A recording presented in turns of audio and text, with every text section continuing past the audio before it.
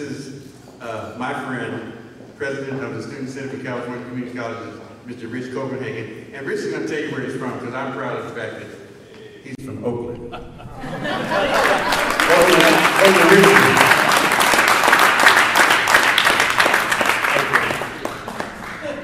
Mr. Lee, it's Oakland.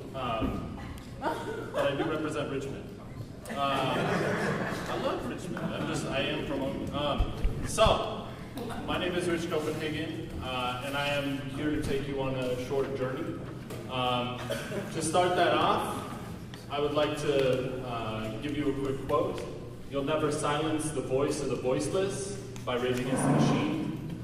Keep that in mind as we go along this journey.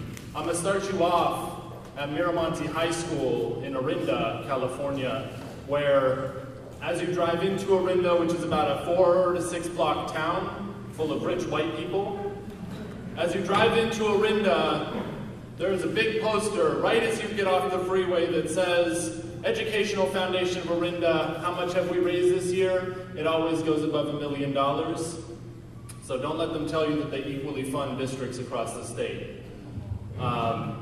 This is Miramonte High School, where you go to English class to learn how to critically think, where they teach you to challenge the books that you have been given, to challenge the professors that stand before you. This is where math classes are about logic, where math classes are not about decontextualized number crunching.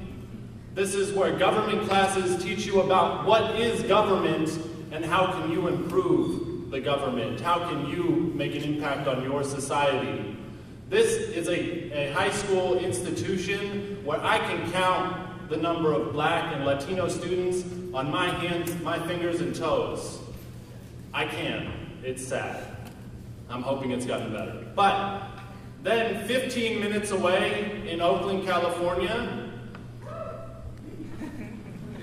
15 minutes away in Oakland, in the flatlands of Oakland, a community that has been abandoned by the wealthy, abandoned by those who think that they know better and deserve better, and think that they do not need to assist those who need assistance, where high schools teach you that there are 4 answers to every problem in the world, and you can answer them all in a Scantron.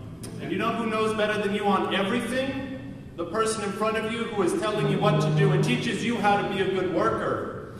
It teaches you that there are 1 of 4 answers that are right, and if you answer one of those other 3, you are of no value to this society, that you might as well drop out, that you will not succeed in advance to a higher education, which is necessary for many jobs now.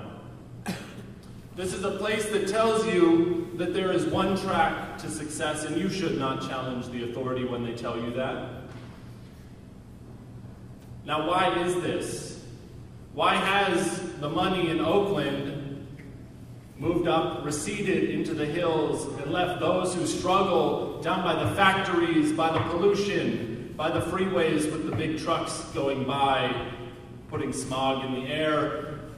Reginald James, I saw this show up on Facebook, he did a study about where freight trucks go in California, actually through the Bay Area specifically. And you will notice on this picture, if you go back and search for it, that in the areas of wealth, in the areas where mostly white folks live, that there are no trucks that go there. You cannot take a truck on 580. There are signs that say, pass Grand Avenue, sorry, no trucks. But down in the poor neighborhoods, take your trucks.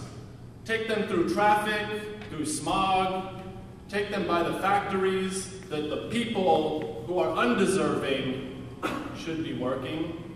This is a travesty. This is criminal. But we accept it as the truth. We accept it because it is the foundation on which even our education systems are built, that we don't challenge this truth. And I will tell you right now that until we identify that foundation, we cannot address the problems that are plaguing us today. That as we talk about student success in the California community colleges, it is built on that paradigm that if you are wealthy, that if you are trained to succeed because you had opportunities that others did not, that you can go and do whatever you would like to do. At a university, you can design your own degree. But at a community college, we sit here and tell you that there are 4 paths to success, period. And we will not fund you otherwise. One of those paths is to complete your basic skills sequence. One of those paths is to get a certificate, to get a degree, to transfer. One of those paths would be to complete your CTE program, to get an internship, to get an apprenticeship, right? That all of these are very defined outcomes, that they want to treat us like statistics.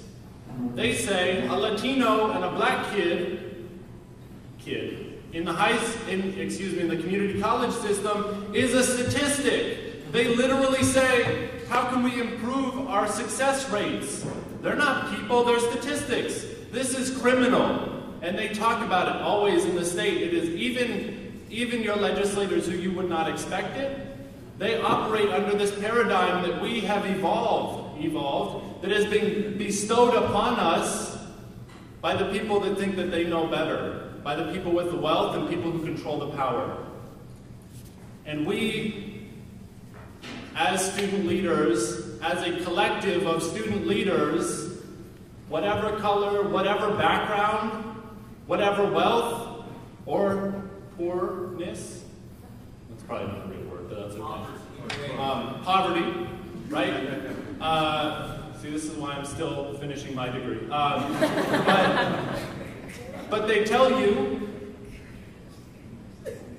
that certain people are destined to succeed, and we need to change. All of us need to change that conversation and say that we define our success. Yes. We will define the roads on which we are given to travel, that we may be now the voiceless, but you are not expecting us to speak up. And that is why you cannot silence the voices of the voiceless. Thank you.